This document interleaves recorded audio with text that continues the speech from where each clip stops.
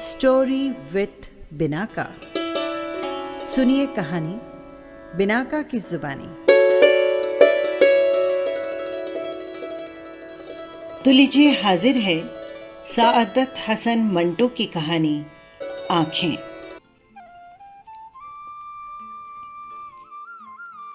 उसके सारे जिस्म में मुझे उसकी आंखें बहुत पसंद थी। ये आंखें बिल्कुल ऐसी ही थी जैसे अंधेरी रात में मोटर कार की हेडलाइट, जिनको आदमी सबसे पहले देखता है। आप ये न समझिएगा कि वो आंखें बहुत खूबसूरत आंखें थी, हरगिज नहीं। मैं खूबसूरती और बदसूरती में तमीज कर सकता हूँ, लेकिन माफ कीजिएगा, इन आंखों के मामले में सिर्फ इतना ही कह सकता हूँ कि वो खूबसूरत नहीं थी, लेकिन इसके बावजूद उनमें बेपनाह कशिश थी। मेरी और उन आंखों की मुलाकात एक हॉस्पिटल में हुई। मैं उस हॉस्पिटल का नाम आपको नहीं बताना चाहता, इसलिए कि इससे मेरे अफसाने को कोई फायदा नहीं पहुंचेगा।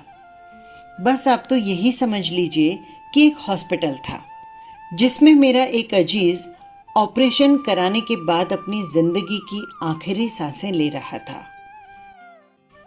यूं तो मैं तीमारदारी का कायल नहीं, मरीजों के पास जाकर उनको दिलासा देना भी मुझे नहीं आता, लेकिन अपनी बीवी के कारण मुझे जाना पड़ता है। और ये भी है कि मैं अपने मरने वाले अजीज को अपनी मोहब्बत का सबूत दे सकूं। यकीन मानिए कि मुझे सख्त कोफ्त हो रही थी। हॉस्पिटल के तो नाम से ही मुझे नफरत है। मालूम नहीं क्यों, शायद इसलिए कि एक बार मुंबई में अपनी बूढ़ी हमसाई को, जिसकी कलाई में मोच आ गई थी और मुझे हॉस्पिटल लेकर जाना पड़ा था, वहाँ के कैजुअल्टी डिपार्टमेंट में मुझे कम से कम 2.5 घंटे इंतजार करना पड़ा। वहाँ मैं जिस आदमी से भी मिलता, लोहे के मानिंद सर्द और बेहिस था। बहरहाल मैं उन आंखों का जिक्र कर रहा था जो मुझे बहुत पसंद थी, और मुमकिन है कि अगर आप भी वो आंखें देखते तो आपके दिलो दिमाग में कोई रद्द अमल पैदा न होता। ये भी मुमकिन है कि अगर आपसे उन आंखों के बारे में राय तलब की जाती तो आप कह देते निहायत वाहियात है ये आंखें। लेकिन मैंने जब उस लड़की को देखा तो सबसे पहले मुझे उसकी आंखों ने अपनी तरफ आकर्षित किया। वो बुर्का पहने हुए थी, मगर नकाब उठा हुआ था। उसके हाथ में दवा की एक बोतल थी और वो जनरल वार्ड के बरामदे में किसी एक छोटे से लड़के के साथ चली आ रही थी। मैंने उसकी तरफ देखा तो उसकी आंखों में जो बड़ी थी न छोटी, स्याह थी न भूरी, नीली थी न सब्ज, एक अजीब किस्म की चमक पैदा हुई। मेरे कदम रुक गए, वो भी ठहर गई।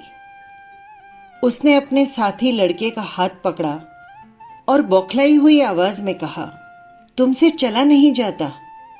लड़के ने अपनी कलाई छुड़ाई और तेजी से कहा, चल तो रहा हूं, तू तो अंधी है। मैंने ये सुना तो उस लड़की की आंखों की तरफ दोबारा देखा। इसके सारे वजूद में सिर्फ उसकी आंख ही थी जो मुझे पसंद आई थी। मैं आगे बढ़ा और उसके पास पहुंच गया। उसने मुझे पलके न झपकने वाली आंखों से देखा और पूछा, एक्सरे कहाँ लिया जाता है?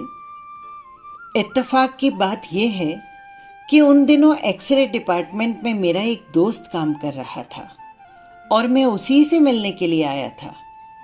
मैंने उस लड़की से कहा, आइए मैं तुम्हें वहां ले चलता हूं, मैं भी उधर ही जा रहा हूं। लड़की ने अपने साथी लड़के का हाथ पकड़ा और मेरे साथ चल पड़ी। मैंने डॉक्टर सादिक के बारे में पूछा तो मुझे मालूम हुआ कि वो एक्सरे लेने में मसरूफ है। दरवाजा बंद था और बाहर मरीजों की भीड़ थी। मैंने दरवाजा खटखटाया। अंदर से एक तेज आवाज आई, कौन है? दरवाजा मत ठोको। लेकिन मैंने फिर से दस्तक दी। दरवाजा खुला और डॉक्टर सादिक मुझे गाली देते देते रह गया। ओह, तुम हो? हाँ भाई, मैं तुमसे मिलने आया था। दफ्तर में गया तो मालूम हुआ कि तुम यहाँ हो। डॉक्टर ने कहा, आ जाओ अंदर। मैंने लड़की की तरफ देखा और उससे कहा, तुम आ जाओ, लेकिन लड़के को बाहर ही रहने दो। डॉक्टर सादिक ने हौले से मुझे पूछा, कौन है ये? मैंने जवाब दिया, मालूम नहीं कौन है, एक्सरे डिपार्टमेंट के लिए पूछ रही थी। मैंने कहा, चलो मैं लिए चलता हूँ। डॉक्टर सादिक ने दरवाज़ा और ज़्यादा खोल दिया। मैं और वो लड़की अंदर दाखिल हुए। 4-5 मरीज बैठे थे। डॉक्टर सादिक ने जल्दी जल्दी उनकी स्क्रीनिंग की और उन्हें रुखसत किया। इसके बाद कमरे में सिर्फ हम 2 रह गए थे, मैं और वो लड़की। डॉक्टर सादिक ने मुझसे पूछा, इन्हें क्या बीमारी है? मैंने उस लड़की से पूछा, क्या बीमारी है तुम्हें? एक्सरे के लिए तुमसे किस डॉक्टर ने कहा था? अंधेरे कमरे में लड़की ने मेरी तरफ देखा और जवाब दिया, मुझे मालूम नहीं क्या बीमारी है। हमारे मोहल्ले में एक डॉक्टर है, उसने कहा था कि एक्सरे करवा के आओ। डॉक्टर सादिक ने कहा कि वो मशीन की तरफ आ जाए। वो आगे बढ़ी और डॉक्टर के साथ जोर से टकरा गई। डॉक्टर ने तेज लहजे में उससे कहा, क्या तुम्हें दिखाई नहीं देता? लड़की खामोश रही। डॉक्टर ने उसे बुर्का उतारकर स्क्रीन के पीछे खड़े रहने को कहा। फिर उसने स्विच ऑन किया। मैंने शीशे में देखा था तो मुझे उसकी पसलियां नजर आई। उसका दिल भी एक कोने में काले धब्बे की सूरत में धड़क रहा था। डॉक्टर सादिक 5-6 मिनट तक उसकी पसलियों और हड्डियों को देखता रहा। उसके बाद उसने स्विच को ऑफ कर दिया और लाइट लगाकर मेरी तरफ देखते हुए बोला, छाती तो बिल्कुल साफ है। लड़की ने मालूम नहीं क्या समझा कि अपनी छातियों पर, जो कि बड़ी बड़ी थी, दुपट्टे से दुरुस्त किया और बुर्का ढूंढने लगी। बुर्का एक कोने में मेज पर रखा था। मैंने बढ़कर उसे उठाया और उस लड़की के हवाले कर दिया। डॉक्टर सादिक ने रिपोर्ट लिखी और उससे पूछा, तुम्हारा नाम क्या है? लड़की ने बुर्का ओढ़ते हुए जवाब दिया, जी मेरा नाम हनीफा है। हनीफा। डॉक्टर सादिक ने उसका नाम पर्ची पर लिखा और उसको दे दी। जाओ, ये अपने डॉक्टर को दिखा देना।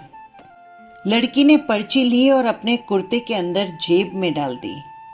जब वो बाहर निकली तो मैं गैर इरादी तौर पर उसके पीछे पीछे हो लिया, लेकिन मुझे इसका पूरी तरह एहसास था कि डॉक्टर सादिक ने मुझे शक की नज़रों से देखा था। उसे जहाँ तक मैं समझता हूँ, इस बात का यकीन था कि उस लड़की से मेरा कोई ताल्लुक है। हालांकि जैसा आप जानते हैं, ऐसा कोई मामला ही नहीं है, सिवाय इसके कि मुझे उसकी आंखें पसंद आ गई। मैं उसके पीछे पीछे चल रहा था। उसने अपने साथी लड़के की उंगली पकड़ी हुई थी। जब वो तांगे के अड्डे पर पहुंची तो मैंने हनीफा से पूछा, तुम्हें कहाँ जाना है? जब उसने एक गली का नाम लिया तो मैंने झूठ मूठ में ही कह दिया, मुझे भी उधर जाना है, मैं तुम्हें तुम्हारे घर छोड़ दूंगा। मैंने जब उसका हाथ पकड़कर तांगे में बिठाया तो मुझे महसूस हुआ कि मेरी आंखें एक्सरे का शीशा बन गई हैं, लेकिन उसकी आंखें जिसमें बेपनाह कशिश थी। मेरा जी चाहता था कि मैं इसके साथ बैठूं, लेकिन ये सोचकर कि कोई देख लेगा, मैंने उसके साथी लड़के को उसके साथ बिठा दिया और मैं खुद आगे की सीट पर जा बैठा। मैंने उससे कहा, मैं सादत हसन मंटो हूं। मंटो? ये मंटो क्या होता है? कश्मीरी की एक जात है। हम भी कश्मीरी हैं। अच्छा, हम किंग वाई हैं। मैंने मुड़कर उससे कहा, ये तो बहुत ऊंची जात है। वो मुस्कुराई और उसकी आंखें और भी ज्यादा पुरकशिश हो गई। मैंने अपनी जिंदगी में बेशुमार खूबसूरत आंखें देखी, लेकिन वो आंखें जो हनीफा के चेहरे पर थी बेहद पुरकशिश थी। मालूम नहीं कि उन आंखों में ऐसा क्या था जिसके कारण उसमें ये कशिश थी।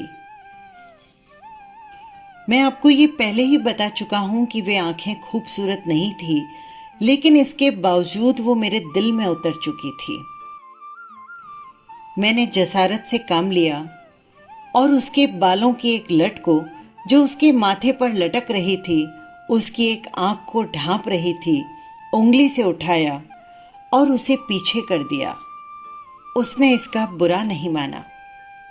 मुझे थोड़ी और हिम्मत आ गई। मैंने उसका हाथ अपने हाथ में ले लिया। इस पर वो अपने साथी लड़के की तरफ देखकर बोली, तुम मेरा हाथ क्यों दबा रहे हो? मैंने फौरन उसका हाथ छोड़ दिया और लड़के से पूछा, तुम्हारा मकान कहाँ है? लड़के ने हाथ से इशारा किया, इस बाजार में। तांगे ने उधर रुख किया। बाजार में बहुत भीड़ थी, ट्रैफिक भी मामूली से ज्यादा था। तांगा रुक रुक कर चल रहा था। सड़क में चूंकि गड्ढे थे, इसलिए जोर जोर के धक्के लग रहे थे। बार बार उसका सर मेरे कंधे से टकराता और मेरा जी चाहता कि मैं उसे अपने कंधे पर रख लूं और उसकी आंखों को देखता रहूं। थोड़ी देर के बाद उनका घर आ गया। लड़के ने तांगे वाले से रुकने के लिए कहा और जब तांगा रुका तो वो नीचे उतरा। हनीफा बैठी रही। मैंने उससे कहा, तुम्हारा घर आ गया है। हनीफा ने मेरी तरफ मुड़कर अजीबोगरीब आंखों से देखा। बदरू कहाँ है? मैंने उससे पूछा। कौन बदरू? वो लड़का जो मेरे साथ था। मैंने लड़के की तरफ देखा जो तांगे के पास ही खड़ा था। मैंने कहा, ये खड़ा तो है। अच्छा, ये कहकर उसने बदरू से कहा, बदरू मुझे उतार तो दो। बदरू ने उसका हाथ पकड़ा और बड़ी मुश्किल से नीचे उतारा। मैं हैरान था। मैंने उस लड़के से पूछा, क्या बात है, ये खुद नहीं उतर सकती? बदरू ने जवाब दिया, जी नहीं, इनकी आंखें खराब है, इन्हें दिखाई नहीं देता, ये देख नहीं सकती। बस यही थी कहानी। फिर मिलेंगे किसी नई कहानी के साथ। नमस्कार।